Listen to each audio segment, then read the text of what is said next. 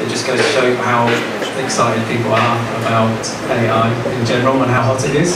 So yeah, without further, I'm the CEO at Peak. So yeah, it's actually quite an exciting and proud moment for us as a business to be putting this on. It's our first public event. We've never done anything outside of the UK actually, let alone outside of our own four walls. So thanks for selling the event out. Thanks for coming along and supporting us. With us we've got the awesome Global Radio. So Matt's going to be talking from Global, Europe's biggest radio broadcaster, for those who don't know. Steve from Social Chain, we're the world's leading social media marketing company, so loads of interesting stuff there. And also Kris from Amazon, from AWS, who kindly helped sponsor and put on the event. So yeah, without further ado, let's get going. Why are we here? We're here to talk about AI in retail and media in particular. So just to give you a bit of context, let's talk about why we think it's an important topic and an interesting one. We've done a bit of research ourselves at Peak, so we've been going a short while now, a few years, and we think we've grown to become sort of, I guess, at the forefront of AI and machine learning adoption in several sectors, but particularly retail and media. So we did a bit of research on the impact we think AI is having in the sector in general, and we were, I guess, blown away to find a few really interesting stats that I thought you guys might be interested in. Firstly, those companies that are adopting AI, those retailers who are doing so, are growing 30% faster than the rest, which I think is an amazing stat and just shows the power that AI can have. A few other statistics for you, things we're a data company, so they're growing 30% faster than the rest, their profit margins are 50% bigger, and amazingly they're doing that with 9% on average fewer inventories or stock holding. So that just shows you they're more capital efficient, they're growing faster, and they're able to produce higher margins, so the return on capital is even bigger. So if you're a retailer using AI, you're happy, and really what Peak's here to do is to help every retailer, every media company, and all businesses be able to adopt artificial intelligence in their business. So a lot of people kind of say, well, okay, that all sounds great, but like, what does it actually mean? So a good example that you'll all be familiar with, and one that's quite relevant, and sort of Matt will expand on a little bit when we talk about global, is how artificial intelligence is really, really good at making recommendations and understanding what people want.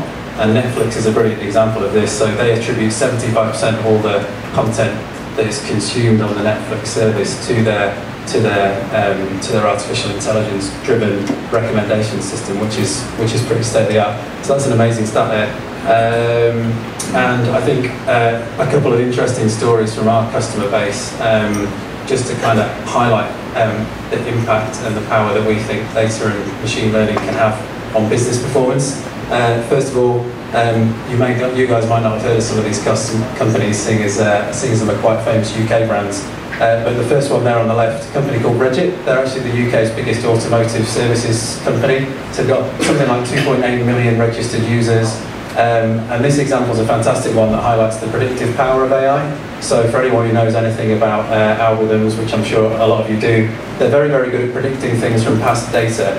And what these guys are using the Peak system to do is to predict which of those 2.8 million users are in the market for a new car at a given time, and we're able to predict that very accurately. And what they're then able to do is to focus their sales effort and their marketing communications on those that are in market at any given time.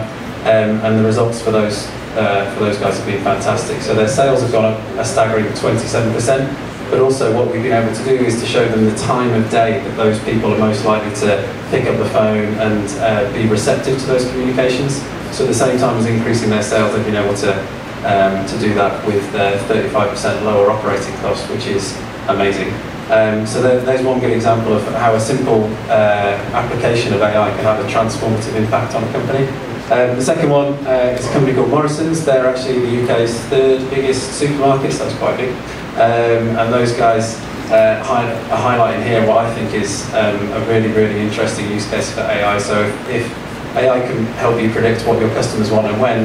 That tells you that you can also predict the aggregate demand for your products and services. So if you can do that, then you can optimize the inventory and the stock holding that your business has. And these guys have been able to forecast demand and then optimize the products and the allocation across stores. And they're saving themselves something like $15 million. I converted it into dollars for you using today's exchange rate. Yeah, so $15 million a year, which is a great return.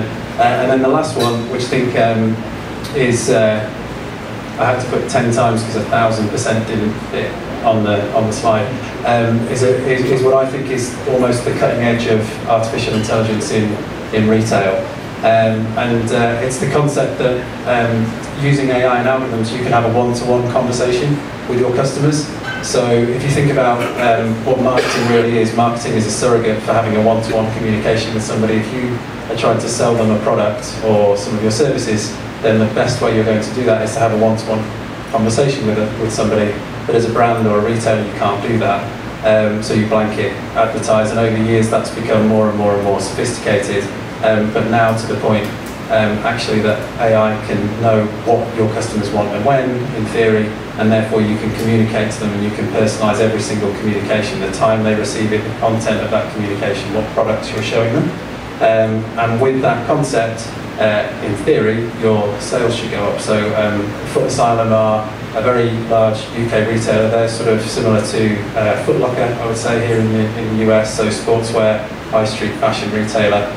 And they've been able to increase the sales that they're getting from their marketing campaigns by 10 times. So it's an average of 1,000% uplift on the revenue they're generating for every email marketing campaign they're sending, which is quite unbelievable, actually.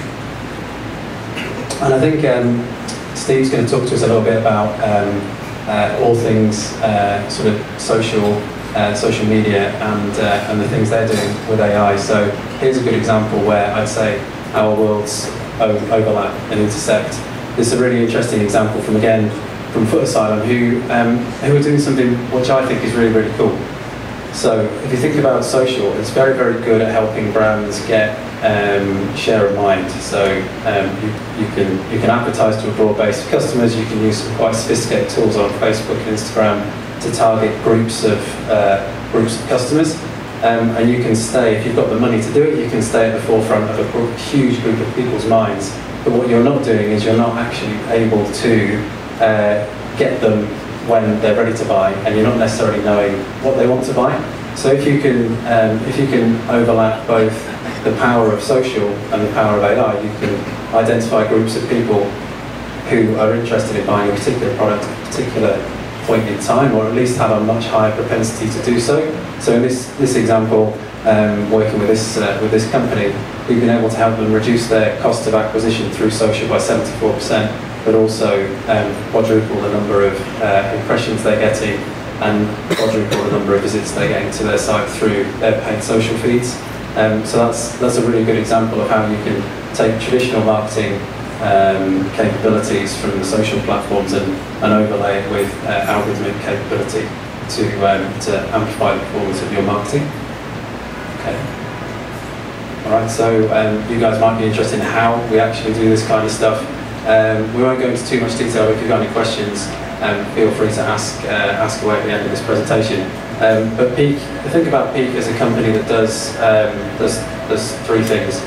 We give our customers the technology they need to do all those things that I just talked about in the form of our AI system. So we believe we built the world's first dedicated AI system for business, and it's a product that's dedicated to streaming and making sense of data and then helping you deploy algorithms and then passing the output of those algorithms into your wider business systems and driving AI automation effectively across the enterprise. So we give you that technology. We give you a team of people who run it as a managed service and help you deploy that. So we effectively give our customers the data scientists and the engineers they need to be successful, and then we help them the third step, which is integrating into the workflow and the business processes in order to drive a return from that data. Okay, we don't have to dwell too much on this unless you've got some technically minded people in the room. But this is almost a simplification of the Peak AI system, and what it's showing you is exactly what I said. You stream data into Peak.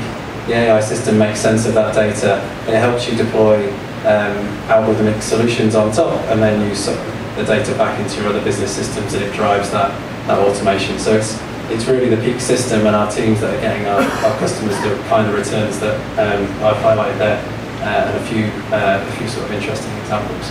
So that's a little bit about Peak and why we think AI is so powerful and transformative for businesses. And I think it's probably best to hand over to a couple of sort of experts in actually pulling these things off. So first of all, Matt from Global will talk you through what they do. Thank you.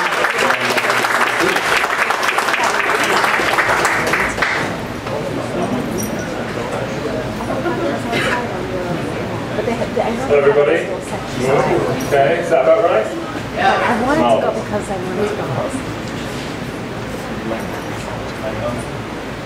That's me. As you can read, I work for a company called Global. I'm the analytics director. And the first question probably is, who is Global? It's a very valid question. We're mainly based in the UK and Europe. We're starting to make inroads into the US through one of our products that I'll talk about, but we're really famous for owning radio and festival brands. So if you're in the UK, you will probably hear one of our stations. They're called things like Capital and Classic and Heart, and they play. I think you would have some similar stations over here, ranging from sort of hot, new pop music all the way through to sort of easy listening, those sort of things. We reach 31 million adults, which I guess is probably a small number for the US, but in the UK that's about half the adult population every week. So if you want to do some audio advertising, you generally come towards Global. We also launched DAX, which is our digital audio exchange. That's basically enables advertisers to buy targeted digital audio ads. So if you want to buy a fashionista, if you are a retailer looking to buy people interested in clothes, you can come to us, we'll put it into the system. We will then serve that ad to either people listening to our brands or competitor brands or streaming services like SoundCloud, Deezer, the sort of big marketplace for audio compared to. That's who we are. When I joined the radio industry, there just wasn't any data. You couldn't really do much with data because there was nothing to use.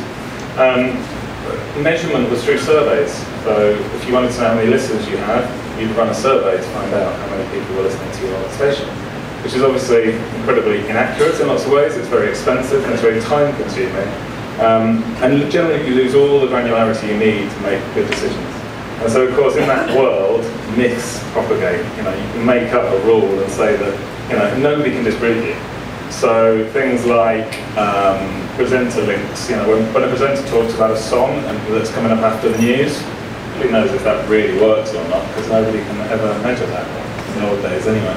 So you get all these sort of urban legends that start to become believed as being facts.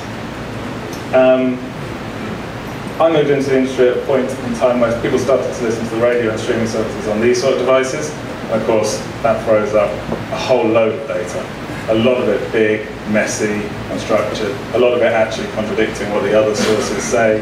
And it's at that point that I joined the business and decided to talk to the Peak guys about helping me out. And I felt slightly guilty about throwing them such a big problem, but they're working through it, as you shall see. Oh yeah, I'll put this one in because it's sort of, well, it's interesting for me. I'm a bit of a geek, but I really wanted to show you the growth in listening to radio through devices like Alexa. And this is just Alexa, so there's no numbers on here. We're a private business, I can't share too many.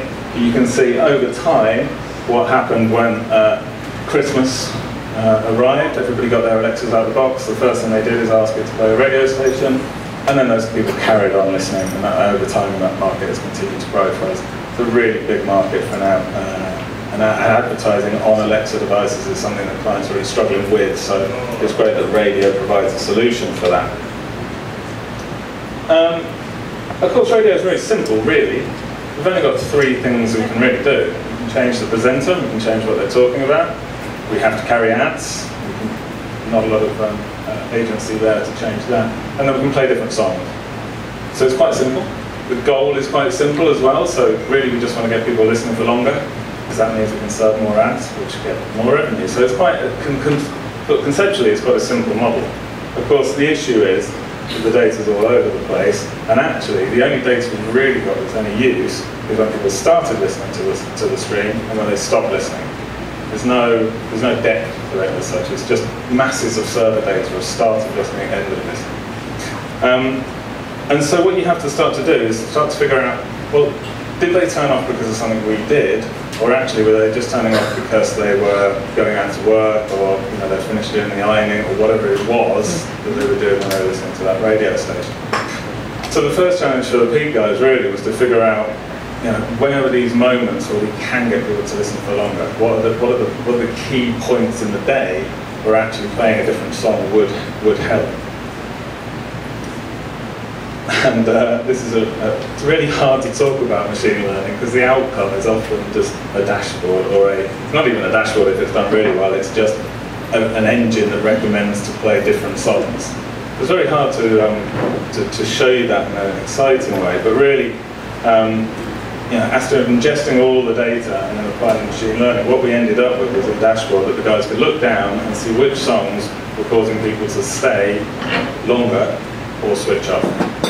And so we thought that's good. Playlisters can go in and do that, but actually you miss a lot of the complexity in the model by trying to oversimplify it, because you can't just play the top 20 songs off that list